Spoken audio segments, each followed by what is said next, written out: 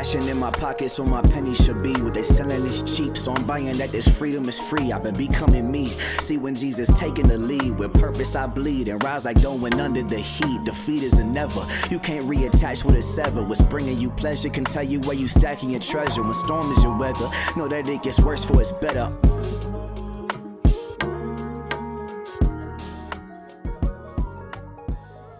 Welcome to the Esau Macaulay podcast. I'm your host, Esau Macaulay. Today on the show, we have two good friends of mine who both had the misfortunes at different points of their life of being at the same academic institution as me. Devin DeLauder, who went to Swanee with me, but he is now actually gone on to do much better things. He is the assistant professor of education at Belmont University in Nashville. And Joey Sherrod, who is now the discipleship pastor at, what's the name of that church? Signal Mountain Presbyterian. Signal Mountain Presbyterian Church. And he had the misfortune of having to do, we did our PhD work together at the University of St. Andrews. I had the wisdom to do the Bible. I don't think he was doing theology, which is a little bit different because like we do the exact scriptures. It's so different. Yeah. So this is not like story time. So anything that happened on campus, we would talk about off the podcast. But on the podcast today, I wanted to talk to you a little bit about like faith, Hollywood, and politics. We'll get to that. But first, we're going to bring back one of my favorite games we haven't done in a few weeks. It's called Are You Washed? And the whole point of Are You Washed is I ask you questions. And if you can answer the question, you have shown your ability to engage in culture in ways that are helpful. So the first one, I'm going to see if you can get it. This is kind of the prequel. There are two famous people who just got engaged. Joey Sherrod, do you know who these two famous people are who recently got engaged? It is tearing up the internet. Oh, you got this one. Tom Holland and Zendaya, right? Okay, then. That wasn't actually part of the Are You Washed, but I didn't have a lot of confidence that you were going to get it. That was the low bar. Now we can return to normal where I miss these things. Devin, do you know how Zendaya and Tom Holland actually met each other? I think they met on a game show. Are you just making that up? No, I think I saw it on a YouTube short that they met. They didn't meet. I'm sorry. On the article that I read, and in my truth, in my reality, they did not meet on the game show. How did Tom? Am I saying her name right? Zendaya or Zendaya? No, I was gonna come in. It's Zendaya. Yeah. Oh, look at this. Comments. Okay, there we go. Zendaya. Excuse me. Now I guess I'm washed. That's the whole point. Okay. So Joey, do you know how Zendaya and Tom Holland met? Did they meet on like the set of Spider-Man? Is that where they Look met? at this. You're like the king of popular culture. They met on Spider-Man, where obviously she plays MJ and he plays Spider-Man, and they were the love interest. And these two young fools fell in love playing a love interest. Now, they are engaged and they are famous for being on Spider-Man together. And those are their highest grossing films. But I'm going to ask you, can you name Tom Holland's highest grossing, either one of you, non-Spider-Man film? I have no clue. Absolutely. Can you name a non-Spider-Man Tom Holland film? I'll make it even easier. Yeah, strike two. Mike, can you help them out? Mike, they're doing bad. Yeah. Let's see. There was the one based on the video game series Uncharted. That was the highest grossing film that he's ever done. That's not Spider-Man. Okay, now Zendaya. I think I've been saying this woman's name wrong her entire life. But Zendaya, what is her highest charting? This one y'all should get. This is easy. It came out this year. Okay. Don't tell them, Mike. This year. Was it this summer? Well, I guess it would have been last year, 2024. Well, is it Challengers? Is that it? No, it's not Challengers. You think they're like a romantic triangle between her and anyways. Yeah, the tennis rom-com or whatever. I don't think it's a rom-com. I've not seen it. So that's not it. You don't know? No clue. Mike, help them, because I'm going to kick them off the podcast. I would have said, I'm confused that it came out this year, because I would have said The Greatest Showman has to be up there. Dune 2. Wasn't that last summer? Yeah. Yeah. Oh my goodness. no. Y'all are all washed. I mean, that's embarrassing. I mean, Dune was like one of the best movies of last year. It's one of the highest grossing films. I forgot about Dune. I'm not a nerd, Esau. Oh, remute yourself, Mike. You're gone again. So, believe it or not, I don't know if you guys, you probably didn't know this because you're not paying attention to popular culture, but the Golden Globes just happened. I think it was either a couple of days ago. And I will be honest that the motivation for mocking y'all on the I'm Not Washed portion of the show is that I hadn't seen or heard of most of the movies that won awards on the Golden Globes. That shows that I'm turning into an old man. And I only listened to like bits and pieces of it, but there was one part of it that I actually thought might be interesting for us to talk about. Is that the person who was doing the what do you want to call it? The monologue. She's the host. And I know she's controversial for a variety of reasons, so I'm not talking about the rest of her content. But she was talking to the people in Hollywood and she uttered this line and she said, "You all are so powerful, you can do anything except for telling people who to vote for." And I just thought that was a really interesting commentary on the current mood that we're experiencing in the culture, which is both pro-celebrity and anti-celebrity activism. So I don't know if you guys have seen that, but like, what did you think of this idea that she says that we don't want Hollywood to lecture us about beliefs and values anymore? Is that fair to what you experience, Joey? Yeah, I mean, I guess I feel like it's a little bit of both. You know, I wouldn't say that they can't tell people. I feel like some people really are influenced by not just the stories that we see from Hollywood, but it matters to people, but not everybody. I think some people are very, very happy just to say, "Hey, thanks for the content." Like, but when you talk about, I mean, I'll go see whatever movie you do, but I'm just not interested in what it is you have to say about that. I feel like it's a little bit of both, maybe. Yeah. Have you ever, Devin, so-and-so just endorsed this candidate, it's going to impact my vote? Well, I think that was a script that we saw throughout our history, our childhood, right? I think a lot of, if I can use a sports analogy, a lot of the intrigue around the conversation or comparison between Michael Jordan and Kobe Bryant was, right, Michael Jordan, for all intents and purposes during his playing career, was willing to shut up and dribble. Right. And so the standard became, this is what we expect from you. And so stay in your lane type of situation. But then I think in a number of other communities, specifically in the African-American community, our celebrities, our movie stars and athletes have been beacons of uplift, right? So you think about the Jim Browns of the 60s, who not only was an athlete, but was an actor, but also was an activist on a number of different fronts. And so I think a lot of... Is it Harry Belafonte too? Harry, absolutely. I mean, we could go down the list Jackson. Of Kareem Abdul-Jabbar. You know, there are a lot of actors / athletes who have spoken into, have dove into this world of politics. And I think today what we've seen is, because of the enormous platform, right? I think the ultimate example of that might be today, you know, LeBron James, right? He spoke out during the Black Lives Matter movement. He spoke out during a lot of the George Floyd situation and the Trayvon Martin. You can remember, you know, famously they had the hoods in the Miami locker room, bringing awareness. I think if you were to speak to a lot of the athletes and the entertainers, but also having influence. I think one of the things that has brought a lot of discord when it comes to kind of actors and athletes kind of stepping out of that lane is the level of scrutiny that we see that they're under, right? In today's age where a new show, again, this will show how washed I am. I'm just now brushing up on the series House of Cards, right? And so, oh my goodness, did you call House of Cards? Listen, I understand that I'm washed, but I'm about halfway through, right? 3 seasons.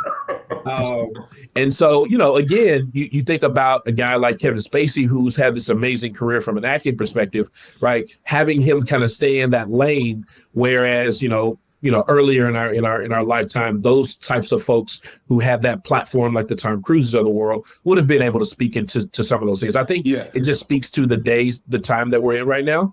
And so again, yes, I'm washed. I'm almost finished with House of Cards. Just so listen, we're not even going to talk about what happened with House of Cards and Kevin Spacey and a million other things that you just tossed out. We're going to put that to the side. But I think what you did raise an interesting point, and maybe Joey could follow up on it, is I think they were willing to allow our actors and actresses, or even our celebrities, to talk about causes. They were willing to say, you should pay attention to this. But when it comes down to actually getting people to vote for a particular candidate, I think that the influence might be more limited. Is that a fair way of thinking about it, Joy? I think that's fair. Yeah. I mean, I do think that part of it is because like politics is just everywhere, that we are getting it from so many different sources. Everything has become politicized, that one celebrity's thoughts about X, Y, and Z just doesn't tend to kind of tip the margin that much for me. I mean, I can definitely think about, artists who have talked about issues like over the long haul, and they've cared about something, for years and years and years, and it's raised my awareness about that. But then when it comes to voting, because everybody else has been telling me for 2 years who I should be voting for, what celebrity X or celebrity Z says to me, at the end of the day, it's probably not going to make that big of a difference. I know we tend to associate kind of celebrity endorsements and those kinds of things with more of the Democratic Party. And we kind of see stereotypically the rejection of celebrity and stereotypically the Republican Party. But this is at least interesting that the candidate, that the people who won, the Republican, was someone who was on television. And probably the most famous Republican president before that, Ronald Reagan, was also a television star. And the current vice president was someone who was famous because he wrote a book that sold, thousands and thousands of copies. And did it become a movie? I'm not sure. Did it become a movie? It also became a movie. And there's a significant number of people who, and forgive me, I'm just not as locked in as I should be. A significant number of the people who have been chosen for cabinet offices are people who were on things like Fox News. And there's a highway between both on the Republican and the Democratic Party, people who are in the White House who then transition into becoming media personalities. So I'm wondering, is this idea that we don't like celebrities a little bit disingenuous, or is it we just want celebrities who will say what we want them to say? Yeah, I think it would be a little bit of both, Esau. I think one is we are so inundated because of social media with opinions, right? And so I think, as they would call it, new media has convinced us that the trusted voice for information throughout the world probably isn't these, established old school platforms, because, to quote some of the rhetoric, they're bought and paid for. Right. And so, there's this sense that the independent news podcasters of the world are these, genuine ear to the ground kind of folks who have their ear to the streets. And I think that factors in as much as anything in terms of what we're willing or able to hear, because, how we drown out the noise and really kind of focus on what the issues are and who we want to listen to, I think is important. I mean, I think that I get it. The people say the problem is that the old media is bought and paid for. And if you defend old media, you sound like an old person. But I'm going to at least say this right now. Like we tend to want to give credit to independent sources. And I think that's important. And it's easy in this day to kind of dunk on old media. But I will say I work for the New York Times, work for the Atlantic, and I have been fact checked to death on stuff. I remember one time I was telling a story for an article that I wrote for the Times. And I said, I bought some Husky jeans from Sears. And the fact checker got back to me and said, they don't sell Husky jeans at Sears. And I said, yes, they did in the 80s, because I remember walking past the tires and say, why am I looking at tires and pants in the same place? So I went and Googled and found like an old article, because Husky jeans were normally sold at Walmart. But I said, listen, if you haven't been broke like I've been broke in New York Times, you don't know what it means to really be in the mud. So I sent them an article an ad that showed that I actually had those genes. And so I think it's easier to say that these large companies don't really care about the truth. But my personal experience is that I'm often fact checked. And I also can say that sometimes on the podcast, thank you, Mike, that you will correct me. But I know people who say stuff on podcasts all of the time that is just reckless. And as long as he gets clicks, that's what actually matters.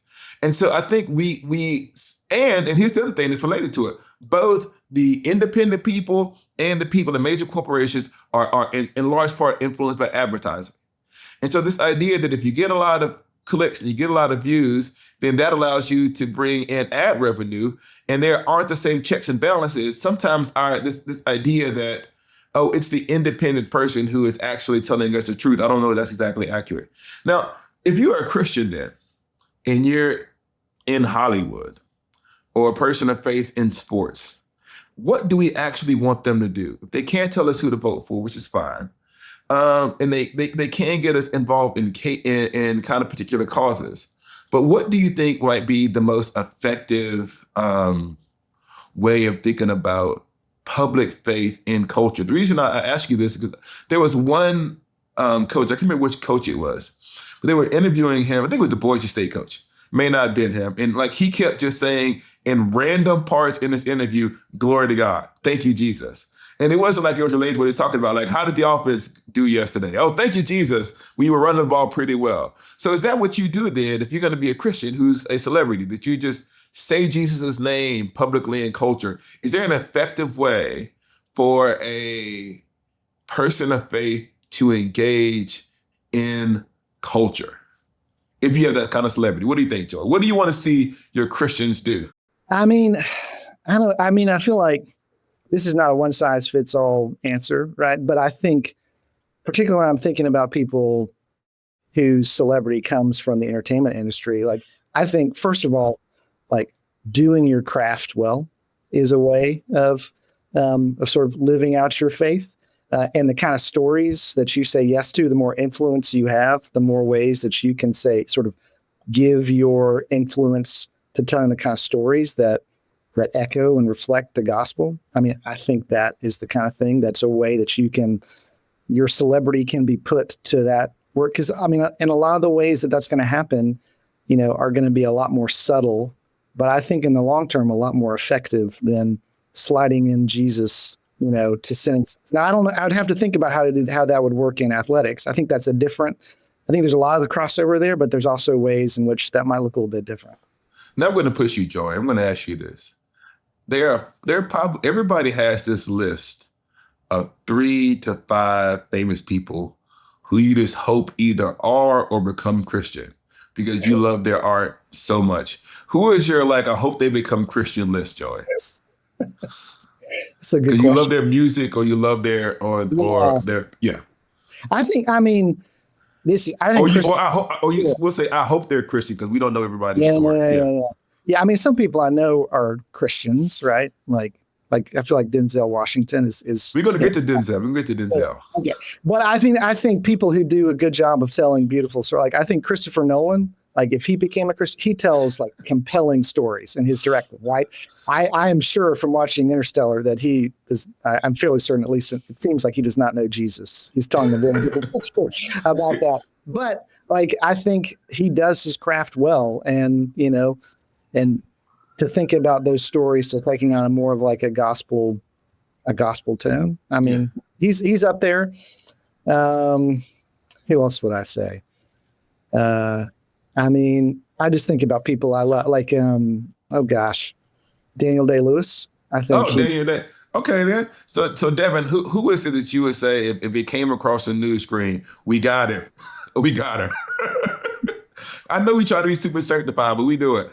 No. When I thought about that, obviously, my favorite actor is Denzel, so that name came about. But I would say as I kind of move into this next phase of my life, I start to anticipate movies that come out by Ryan Coogler. Yeah. And so I'm like, all right, he's telling some amazing stories. I would love to hear his faith journey, right? Or what that looks like. Or again, to your point, get the tweet that he's one of us. Now, going back in the day, I would love to be able to see Andre 3000 and Big Boy. Oh man, have their moment as the greatest rap duo of all time. Would love to see that part. But those two come to mind. So the reason I said don't say anything about Denzel is recently Denzel has been in the news because he has been baptized and Denzel has been called to the ministry. And I want to say, I think Denzel's had faith for a long time. And this has probably been the biggest profile Black celebrity conversion. And I know we all remember this differently because of how it ended up turning out since Kanye West. Yeah. Like Denzel going into ministry is probably the biggest Black celebrity who is like publicly going full Jesus. And I'm wondering, is there any kind of lesson we can learn from how we responded to Kanye's conversion and versus how we are responding to Denzel's conversion? Are there differences? Are there similarities? Like, what do you think, Devin? Yeah, I think there are some similarities. Kanye ain't in the same stratosphere as Denzel, and so I think back to the story that I believe it was Steve Harvey tells, where the difference in how fans respond to Denzel and Steve Harvey when they see them in public. And basically what Denzel was telling Steve Harvey was they get to see you every day in their home. You feel more like a cousin or a relative. And so they can relate to you, right? When people want to see me, they got to get dressed. They got to spend money. They got to schedule it. Like, it's an event to come see me. So when they see me, it's almost this sense of reverence, right? And so I think Denzel, throughout the course of his career, has given us that aura, right, of his presence. And so seeing him, among the many, right, as part of the believers, I think is one of the things that really kind of, again, warrants that response. I'll take it back a little bit further, even from Kanye. When I first saw the story, the first thing that came to mind was Mace. So the rapper Mace, who was with Bad Boy, who abruptly left, rap or the music industry to go into ministry, and then has now since, I think he's come back to the music industry. I think he does both now. I think he does both somehow. Right. And so I think, when he decided to come back to music, I think there was this sense of, oh, see, we always knew he was, that wasn't real or that was fake or whatever. And so part of me, when I heard Denzel, I was like, man, I hope, he can have that gravitas that he's had as an acting career in terms of faith and really kind of be that beacon, because even though he doesn't have to say he's the greatest, actor of all times, he's the greatest actor of all times. And I think he'll bring that same approach to his faith walk. Now, I believe Jesus radically saves people and changes people and brings transformation to people's lives. And there can be the strong before and after. But I think that, and I also believe that God comes to people sometimes in the midst of crisis. And so if you look at someone like what happened with Kanye, it was clear that he was in the context of some mental health issues, and that his conversion was somehow wrapped up in or part of trying to find some kind of healing that he ultimately seems to not have received. And so when you see those kinds of quick, dramatic conversions followed by an immediate platform in conjunction with, it doesn't seem like the most helpful set of Christians who are around him, I feel like that's a recipe for, I'm worried about this person. Or even with someone who makes these strong declarations. Now, sometimes you need to just, because when you resist a mess, you need to get out that mess. One of the interesting things about Denzel's story is that if you read it, he seems to have had a strong conversion experience a long time ago. One of the articles that we sent to him, he said that my faith has informed every single role that I've chosen. And that even when I was doing training day, he said he wrote on the script, the wages of sin is death. And that's what he was thinking about during training day. And so if you say he's been doing this for a long period of time, and his faith has subtly impacted even how he approached roles, and now at this stage, he is saying, I'm going to go another step. And to be honest, he's in a historically Black church, and he's been there for a long time. And so it seems like if you want to, maybe this is true not just of people in Hollywood, but it's true of people in general. There's a reason why they say in the scriptures, you shouldn't appoint people to leadership too quickly. And I don't want to attribute this, I don't know all of Denzel's story, but from what I've heard from his own description is this kind of slowly evolving spiritual maturity climaxing at this later point in his life where not only was Denzel baptized, but Denzel now wants to preach the gospel. It feels like to me, as odd as it may seem, a more natural evolution and growth, even though this happened in the later parts of his career. What do you think, Joey? Are we just happy that we got Denzel? No, I think when you were talking about that, Esau, I was thinking about Paul's conversion, like a very public, conversion of someone who, you might think strategically, this is a guy who we need to get out in front of as many people as possible, but he goes and spends 3 years in Arabia, and we don't really know exactly what he's doing there. And I think that that's God's kindness in his life to hide him from the kind of whatever celebrity would have looked like in that time. Because I do think that pride is like so sinister that it can co-opt itself to like whatever, right? And so it could be, it can infect Christian faith in such a way that like ultimately what comes on the other side is, is not much different from what you left behind, is just kind of dressed in Christian clothes. Yeah, and I think maybe that's the difficulty of like celebrity conversions. It's because we want to immediately leverage their celebrity in the same way we want to leverage politicians. Right? And what I'm saying is we want to say, oh, use your celebrity stuff and now use it for Jesus. And so we will immediately give them a platform that may be in front of their maturity when we all actually know. We just talked about it earlier. Just because you're a celebrity and I liked your movies, it doesn't mean I'm going to vote for who you told me to vote for. And just because you're a celebrity and I like your movies, it doesn't mean I'm going to follow the exact same religion as you are. And so maybe we're trying to attribute a kind of status and influence to celebrity testimonies that actually runs counter to the gospel. Because the whole point, right? We're still in Christmas season, Epiphany, that Jesus does not come in palaces and places of authority, but he actually comes as a child in Bethlehem off to the side of the road. So maybe it's even the very way that we use our celebrities, we think about using our celebrities, or we think what celebrities might be able to do might be wrong-headed. But all that said, I still want Denzel to be on the team. Sorry. So are we being unfair then, Devin, to our Christian celebrities? Should we just let them cook over on the sidelines for a little bit? No. I was going to say a cautionary tale going down that road. I remember distinctly how some of our Christian music artists responded to Kanye's conversion.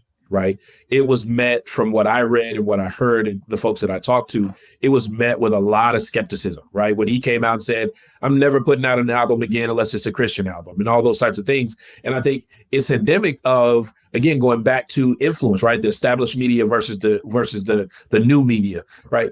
Here, in my opinion, was a situation where obviously you had a person who was in need, who was searching, who was the exact type of person that Jesus would have ran to, if he had legs and feet, not ours, in this day. And I felt like a lot of the folks who had access to him, who are of our faith, ran and tried to push him out front as opposed to discipling him and allowing him to walk alongside them. It was almost like, we're going to keep you at an arm's distance until you can prove, baby, that you're mature, knowing that he's not, right? And I think we missed an opportunity to really help another human, right? Walk that walk and understand it. I mean, who better to tell Kanye West about that faith walk and what that looks like from a very public place than some of our most prominent Christian artists today, or our Christian rappers. And again, I didn't hear anything from Lecrae or anything like that, but I know he's got opinions, right, about those types of things. And so, how amazing would it have been? And again, I'm going to assume he's not because I don't know him,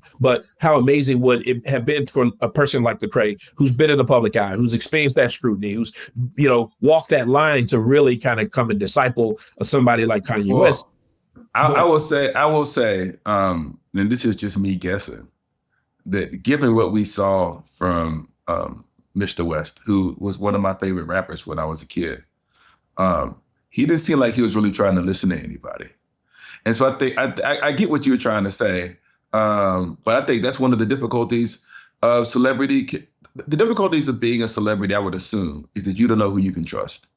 And the people who may seem like they have your best interest in mind might be the same kinds of people who might want to take advantage of you. And I think it's really hard to take any global lessons from what happened long term to Kanye, because I just attribute significant amounts of mental health circumstances and paranoia and all kinds of things like that. What I was really trying to get at is just like, broadly speaking, how although we as Christians say that we believe and we preach a gospel where God, who although he was all powerful, became a child, and that it's the humility of the cross that we value, that we can sometimes get caught up in the same kinds of celebrity culture and just be assuming that if we can just get enough famous people to talk about Jesus, then that's going to lead to Christian revival in America. And what we've learned from the political arena is probably true of the spiritual arena, that it's good that you have Christians everywhere. We can't expect them to do more than that. Now, when I wrote my book, How Far to the Promised Land, I had like this dream that y'all gonna laugh at me. That like Denzel and Viola had read the book and said, "Hey Esau, we're gonna be your mom and dad in the movie." And I woke up, and then they maybe it went to spam. Maybe it wasn't a dream prophecy, but at the center of that book that I wrote actually deals with the relationship between me and my father. And it deals with actually a significant period of our lives. We were estranged, actually, basically from when I was in elementary school, middle school, all the way until the last 3 or 4 years of his life. And one of the other things we talked about on the pre-show was this article I sent you all from Christianity Today. And I think that we'll get Mike. Mike, do you have the person's name? If not, we'll put it in the show notes. And she tells the story of being estranged from her father and her mother for over a decade. And I think that in the story it says something like 1 in 4 people today in the United States are currently estranged from their loved ones. And there's all kinds of discourse around it, like how do you normalize cutting parents off, or normalize kind of breaking off. It's called going no contact. And that's kind of a rising phenomenon of this idea that we grow up and we no longer have contact with our parents. I know there's a variety of reasons for that. Some of it's dealing with abuse, some of it's trauma. So you want to put all of these things into one bucket. Some of it is political disagreement, some of it's religious disagreement, some of it is real harm that's been done. I'm just wondering, especially Joey, you are a pastor. Have you dealt with any kinds of people in your congregation? I know you can't tell personal stories, but have you seen a growing engagement on this issue of estrangement? Yeah, definitely. I mean, I just think it's around us in all kinds of ways. And it is for men and women who find themselves, particularly like earnest Christians who think about, the 4th commandment and this desire to honor, or 5th commandment. You correct me, Esau. I don't know. That's one of the things I've never been able to do is memorize scripture. But yeah, I'm sorry. It's one of the commandments somewhere near the middle. Honor your mother and father, right? Yeah. And that, I think it's the 5th, because I think it's the hinge. I think it's the hinge between the first and second part of the table. Go ahead. Yeah. So how you do that when that relationship is, abusive, because I don't care how old you are, like your parents have like a power over you, their voice and what it is that they say, that hurts and that affects you. And like to think about, particularly as your parents get older, like how you continue to live in that relationship as you have more agency, and often as they have less agency as they get older. I mean, I can't talk about stories in my congregation, but I can talk about my own story, which was my father died when I was 23.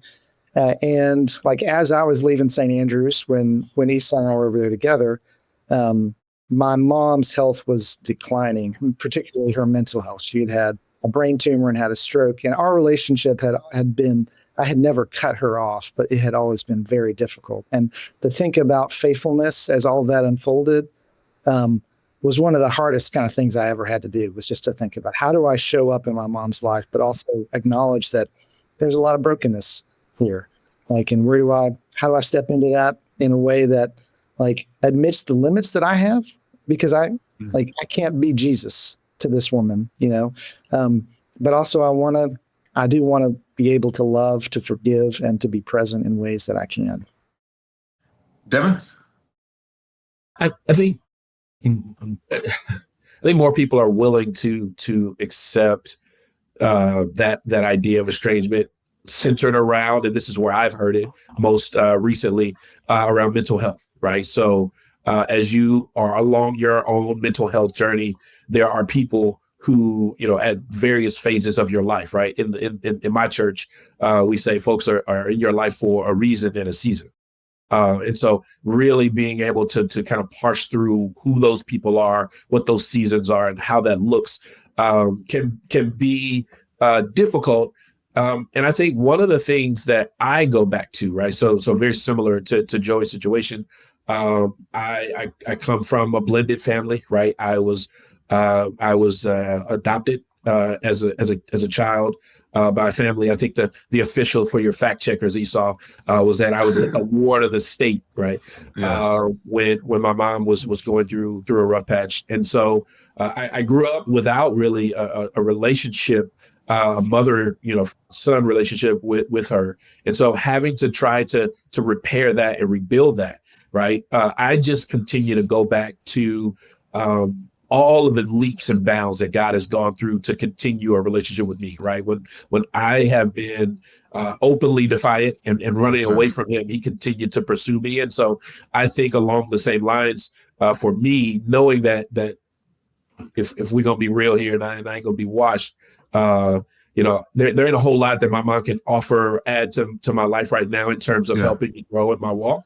But she still, because of who she is, deserves that honor and that opportunity. And so it's my role, in my opinion, to pursue her in the same way, so that she can see the Jesus through me and not necessarily that I can get something from that situation. Yeah, I feel like that's the super Christian thing to say, Devin, and that's very kind of you. One of the things that I had to figure out, because I think for those of you who haven't read the book, which is probably 90% of the world, because it didn't sell 8 billion copies, part of the issue with me is that my father stole my identity because we were both named Esau McCauley, and he was running up my credit, and I had to fight to get my name back. And, there are all kinds of ways in which different, literally. So it's really good. People why did you write so much when you first started? I had to get the name Esau McCauley as a writer up, because if you still scroll to page 4 or 5, you find a different Esau McCauley who's in court cases, right? So I had to reset the algorithm. And so one of the things that I had to do for a significant period of my life is to say, for my own well-being and for my family, it is actually important for me to love you from afar. And love is probably, it sounds funny, almost potentially a false word. In other words, to say that I felt a warmth or an affection for my father through significant periods of my life would be dishonest.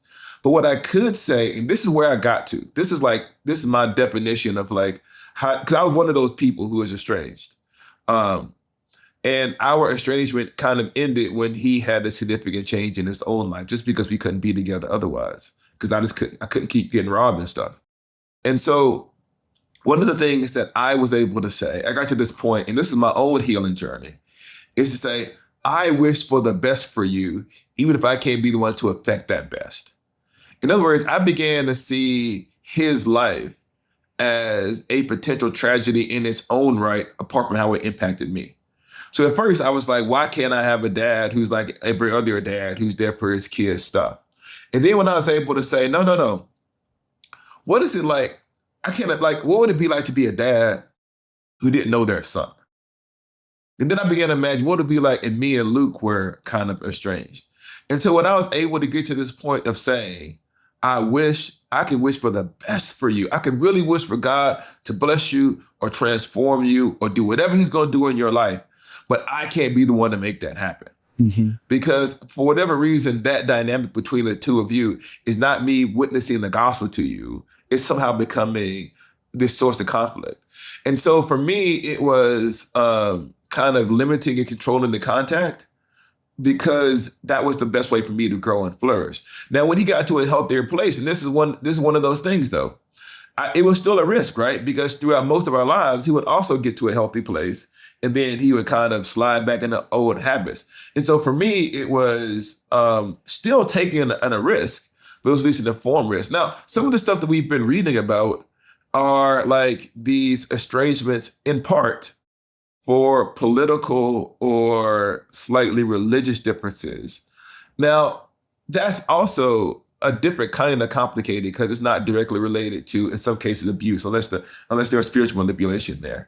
So how would you maybe encourage someone to engage with family members with whom they've come to have significant political disagreements, Joy? Yeah, it's a good question. I mean, I was just kind of walking into that. I do think that what you were talking about, Esau, and how you love, like, I think sometimes I see like on church signs or on t-shirts, like these kind of things are just like, just love God and love neighbor, and God will sort out the rest. And I think I want to say is that, like, knowing how to love is like, I mean, it is a lifelong, it is one of the most complicated things, and you see that how Jesus never treats the same person twice, right? The same way twice. Yeah. I mean, I think in terms of that, like, some of it depends on, like, I think the reality is, I think on the one hand, I want to say to folks that, like, as followers of Jesus, we can, like, hold our political identities like at a sort of a distance from our core identity, in ways that we recognize that, like, the kingdom of God will involve some differences here. And we should just, like, if you voted differently from your family member, and they have different political views, I want to take some of the edge off of that and just say, like, these things are only as important as we make them to be in some ways. And that we don't have to, like, hold these things as so central to our identity as they are.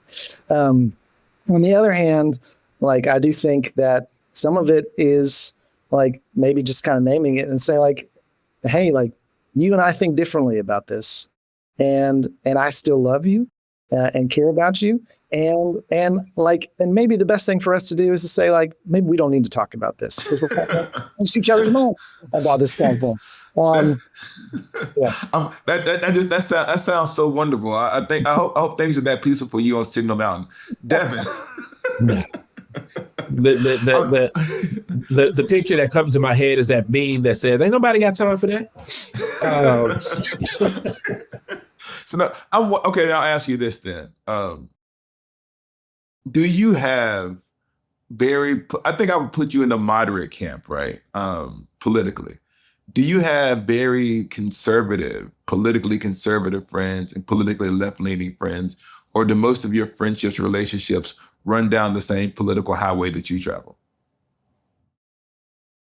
I worked in conservative Christian schools most of my life, so my leanings have always been a little bit counterculture. I remember one of the really substantive conversations that I had, where I was talking to another coworker, and he asked me, why is my political leaning more important than my faith, or my cultural background more important than these things? And so I think a lot of times what happens in these conversations is people still have this tendency to want to put you in a box, right? Yeah. So if you voted for X, or if you believe Y, then you're in this box in that camp versus this camp. And again, I think this goes back to our original conversation about old media versus new media, where there's this idea that, Fox News is going to report from this perspective and CNN is going to report from this perspective, because they've got to have this us versus them kind of conversation. And I think one of the things that I've experienced in terms of just interacting with a lot of folks, so the short answer to your question is,